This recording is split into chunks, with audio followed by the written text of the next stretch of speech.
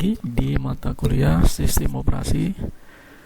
Ya, kita akan membahas mengenai deadlock, ya, sumber dari Silberschatz. Yang akan kita bahas nanti adalah pengertian dari deadlock dan contohnya, bagaimana deadlock terjadi, metode deadlock, metode dalam menangani deadlock, 4 pemicu deadlock dalam sistem operasi, dan strategi menangani deadlock. Nanti di akhir akan kita bahas mengenai algoritma deadlock menggunakan bunker. Sekarang kita bahas mengenai pengertian dari deadlock dan contohnya. Kalau kita lihat bahwa proses dalam sistem operasi itu menggunakan sumber daya, Jadi setiap proses itu pasti sistem operasi menggunakan sumber daya yang berbeda-beda dan menggunakan sumber daya dengan cara 3 proses. Yang pertama ada permintaan proses untuk sumber daya, kedua ada proses untuk menggunakan sumber daya, ketiga proses untuk melepaskan sumber daya.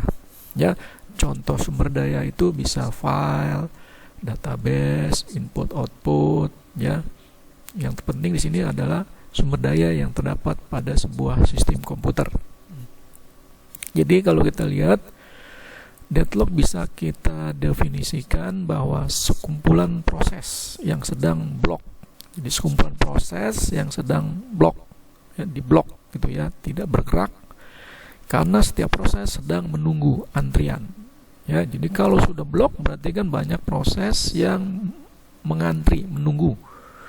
Dikatakan blok karena menunggu terlalu lama, itu. Sehingga kenapa menunggu? Karena dia menunggu resource yang sedang digunakan oleh proses lain, proses yang lain gitu, di hold gitu Sama ketika kita menunggu proses untuk dilayani ketika kita bertransaksi di teller di bank. Kalau antriannya terlalu lama, terlalu panjang, berarti kemungkinan bisa terjadi deadlock, Nah, sekarang kita lihat di sini contoh ilustrasi deadlock. Kita lihat di sini ada jalan di tengah ini sempit, hanya cukup 1 mobil, Nah, kalau sudah terjadi ini berarti kan perlu adanya 1 mobil yang melalui terlebih dahulu gitu Jadi jangan sampai terjadi deadlock, mobil sebelah kiri dan sebelah kanan ini maju. Yang terjadi adalah deadlock. Kalau kita lihat di sini Jadi di sini P1 menggunakan request resource 1 sedangkan di sini P2 P2 sudah P2 melakukan request dengan R2. Sedangkan R2 itu sudah di hold oleh P1. Gitu Di sini. Sudah di hold, sudah dipegang, sudah sedang dilayani oleh P1. Jadi P1 ini mengambil resource R2. Sudah mengambil resource R2. Jadi sedang proses. Sedangkan di sini P2 sudah di resource, artinya di hold. P2 hold R1. P2 pegang R1, resource S1, sehingga P2 ingin merequest R2 belum bisa. Karena kenapa? Karena P1 sedang menggunakannya. Berarti kan harus namanya seperti ini, berarti kan adanya antrian. Kalau ini terjadi tidak saling melepaskan, yang terjadi adalah deadlock ini. Nah, sekarang kita lihat bagaimana deadlock itu bisa terjadi Pertama ada yang namanya istilah mutual exclusion Nah, ini mutual exclusion kurang A1 nih Jadi mutual exclusion yang mana di sini R1 ini adalah resource P2 tidak bisa akses R1. Kenapa? Karena P1 R1 ditugaskan ke P1 sehingga P1 ini menahan R1. Nah, ini mutual exclusion. Jadi P1 ini belum bisa melepaskan, ya. Jadi R1 dan P1 ini masih ditahan gitu ya. Jadi belum melepas, R1 belum melepas pelayanan ke P1 sehingga P2 menunggu. Nah, ini mutual exclusion. Nah, ini bisa terjadi deadlock, ya. Kalau ini ditahan terlalu lama, maka terjadi deadlock, ya. Terus ada yang namanya hold and wait, ya, di sini. Yang mana di sini ya kita lihat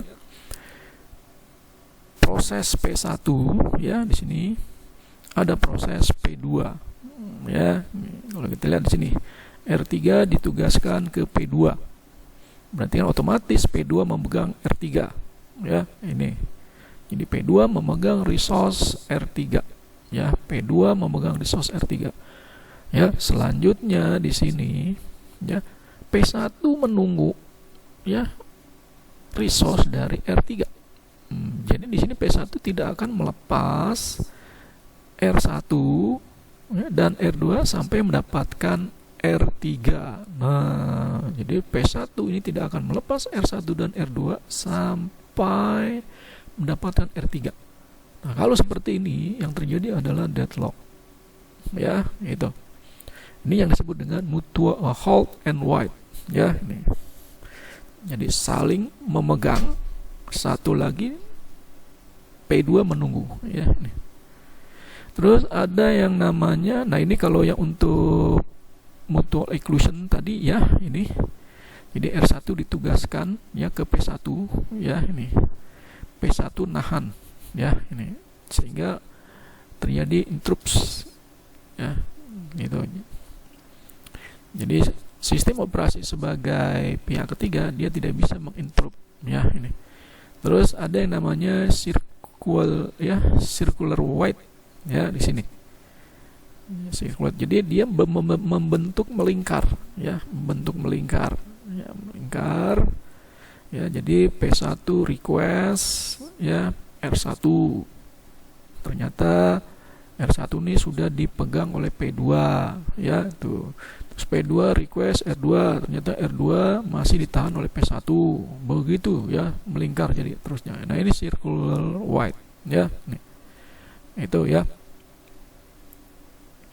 Nah, selanjutnya kalau kita lihat di sini, ya, mutual exclusion itu adalah satu atau lebih dari satu sumber daya tidak dapat dibagikan hanya pada satu proses, ya, hanya satu proses yang dapat menggunakannya pada suatu waktu. Oh, ya, jadi hanya satu proses saja. Dengan hold and wait itu adalah proses mengalokasikan setidaknya satu sumber daya sehingga dapat menampung lebih dari satu, dan ada yang menunggu proses sumber daya lain juga, ya, itu. Nah, sedangkan yang no preemption, ya, ini sumber daya tidak dapat diambil dari proses kecuali jika proses melepaskan sumber daya, ya. Nah, sedangkan circular wait ini adalah satu set proses menunggu satu sama lain, jadi membentuk sebuah lingkaran.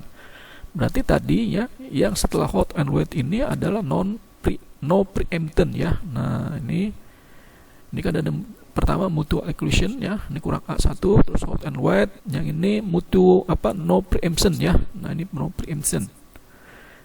Terakhir baru circular wait, ya. Sekarang bagaimana cara untuk menangani deadlock, ya? Nah, pertama harus ada yang namanya deadlock prevention, artinya pencegahan adanya faktor-faktor penyebab deadlock, ya. Pencegahannya bisa kita lakukan. Pertama, kita melalui proses antrian, tergantung dari sumber daya, ya. Kalau sumber daya kita sedang sibuk, berarti kita harus menahan diri untuk merequest sumber daya yang lain, ya, itu. Terus kedua ada deadlock avoidance, ya, menghindari dari situasi yang potensial yang dapat mengarah menjadi deadlock. Jadi untuk menghindari, bagaimana caranya agar tidak terjadi deadlock, ya, sama seperti kita menghindari kemacetan. Bagaimana caranya? Berarti kita menghindari jalan-jalan yang mempunyai kategori macet, ya, itu, ya. Atau kita untuk menghindari dari situasi terjadinya deadlock, berarti kita harus cari jalan alternatif yang sepi misalnya. Itu misalkan ya. Kalau misalkan lagi jam sibuk, wah ini macet, berarti kita jangan keluar dulu untuk pergi ya, untuk menggunakan mobil misalkan atau motor ya. Deadlock detection. Jika deadlock ternyata tidak terhindari, maka bagaimana mendeteksi terjadinya deadlock? Dilanjutkan dengan penyelamatan recovery ya. Ini. Jadi kita harus bisa mendeteksi gejala-gejala terjadinya deadlock. Nah, kalau sudah seperti itu, berarti kita harus melakukan penyelamatan recovery. Nah, biasanya di sistem operasi itu ada yang namanya penyelamatan, melakukan recovery ya. Nah, itu. Pencegahan deadlock ada menggunakan algoritma. Nah, artinya diatur ya agar tidak terjadi deadlock. Pertama menggunakan algoritma safety, yang kedua menggunakan algoritma request. Nah, ini adalah bagian dari algoritma banker. Nah, yang akan kita bahas untuk saat ini adalah algoritma safety ya. Jadi dibuat algoritmanya, setelah safety baru dibuat urutannya. Nah, sekarang kita lihat contoh kasusnya. Ini adalah contoh algoritma safety. Jadi terdapat 5 proses ya. P0 sampai P4 ya. Nah, ini P0 sampai P4. Ya. 3 tipe sumber dayanya yaitu A11 ya di sini ya. A11 anggota, B6 anggota, C8 anggota ya. Nah, ini P0 alokasinya ini ya ABC ya. Jadi ABC ya, ini A-nya berapa, B-nya berapa, C-nya berapa. Maksimum untuk alokasinya nih ya, maksimumnya ini ya ABC. Available-nya ini ya. Ini need-nya. Ya, itu. Nah, sekarang kita lihat available di sini 332. Kenapa 332? Ini dari mana? Nah, berarti dia ini dari, lihat di sini. A, ini 11 anggota. Kita lihat ya ke arah vertikal. A itu ada 0, 3, 2, 3. Kalau dijumlah, ini 3 tambah 2, 5. 5 tambah 3, 8. Nah, ya berarti 11 dikurang 8. Ya, ini. Ya, 11 kurang 8. Itu berapa? Sama dengan 3. Nah, itu ya. Sedangkan yang kedua, B. Ya. Ini ya, untuk yang PO ya. Ini ya, P0 ya. B, itu kita lihat. PO2 dipakainya 2, P1 tidak ada, P2 tidak ada, terus P3 dipakai 1 ya untuk yang B, terus P4 dipakai 0. Jadi 1 ditambah 2, 3. Jadi digunakan 3 dengan 6 anggota. Berarti 6 dikurang 3. 6 dikurang 3, 3. Ya, ini. Nah, sekarang kita lihat untuk yang C. Kita lihat ya, allocation-nya dipakai di sini ada 2 di P2 ya, ditambah 1 dipakai P3, ditambah 4 dipakai 4, ditambah 3 dipakai P4. 3 tambah 1 tambah 3. Sehingga jadi 6.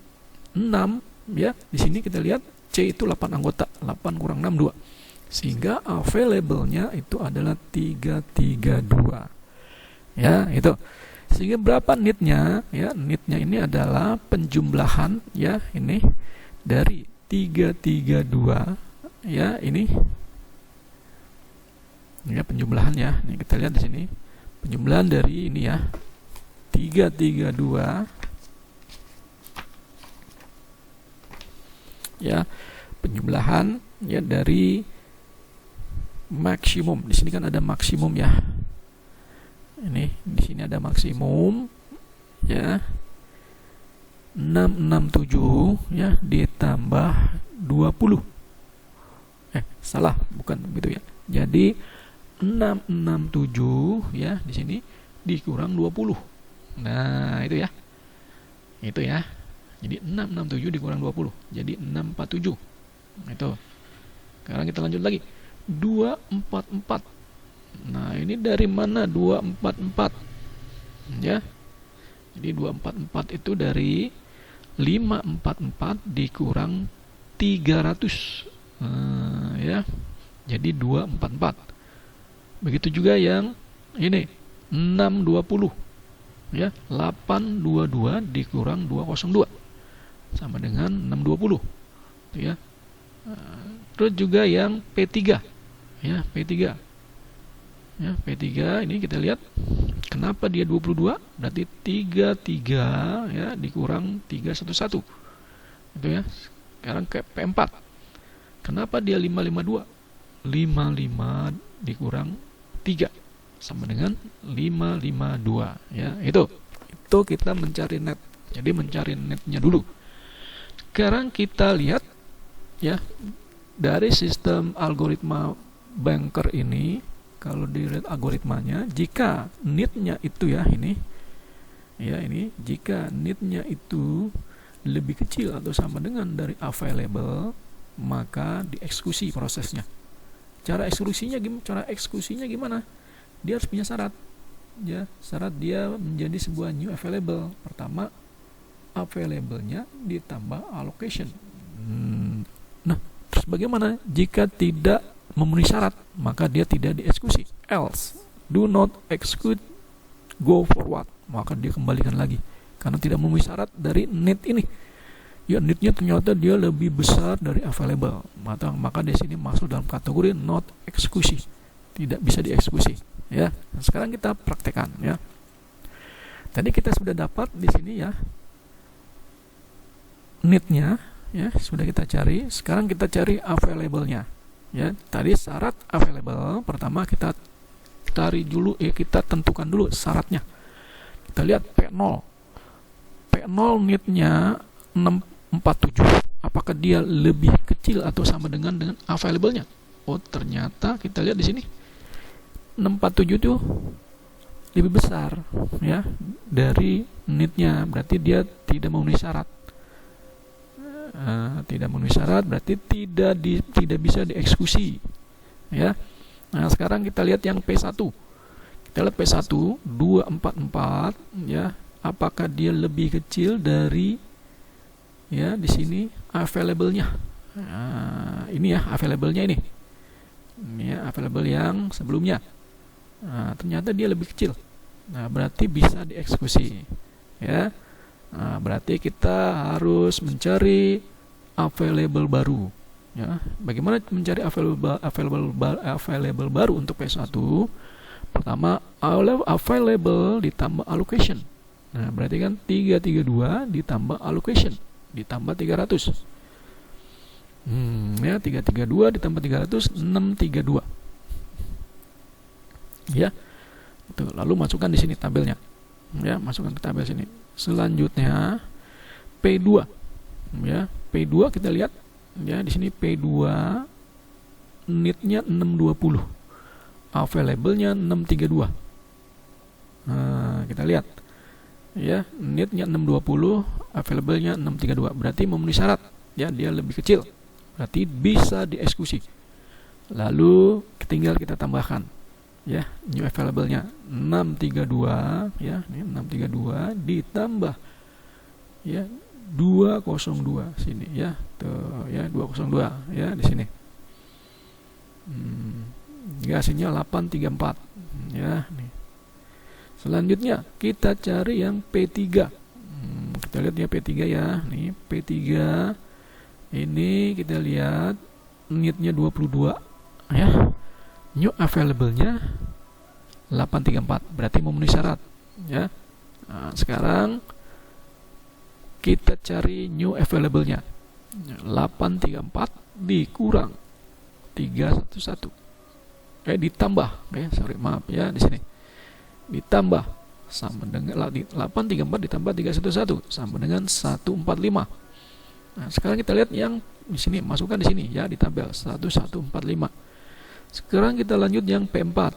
Kita lihat P4 need-nya 552 ya, available-nya 1145. Nah, berarti memenuhi syarat ya, harus dieksekusi berarti ya. Nah, baru available-nya berapa? New available-nya ya 145 dikurang 0 dikurang lagi ditambah ya, maaf nih ya, 1145 ditambah 003 atau tambah 3 sama dengan 1148. Lalu masukkan ke tabelnya di sini ya. Nah, ada yang belum dieksekusi yaitu P0. Nah, P0 ini nanti akan kita eksekusi di sini ya. Nah, P0 kita lihat avail need-nya adalah P0647. Nah, available-nya yang terakhir ini ya. Nah, 1148. Nah, berarti dia memenuhi syarat. Berarti dieksekusi. Nah, baru kita cari new available barunya. Berarti 1448 ya, ini ditambah ini ya, allocation P0 20. Nih ya, 1448 ditambah 20 menjadi 1468 ya. Sehingga ditaruh di terakhir ya available-nya. Sehingga kalau kita sudah cari semua ini, berarti urutan eksekusinya agar tidak terjadi deadlock ya dan safety, maka di sini urutannya adalah mulai dari P1 ya, P2, P3, P4, P0 ya. Ini P1, P2, P3, P4, P0. Maka ini dinyatakan safety, aman. Ya, selamat. Gitu ya. Jadi memenuhi kriteria untuk safety. Oke. Paham ya? Sampai ketemu lagi ya di session berikutnya. Terima kasih. Assalamualaikum warahmatullahi wabarakatuh.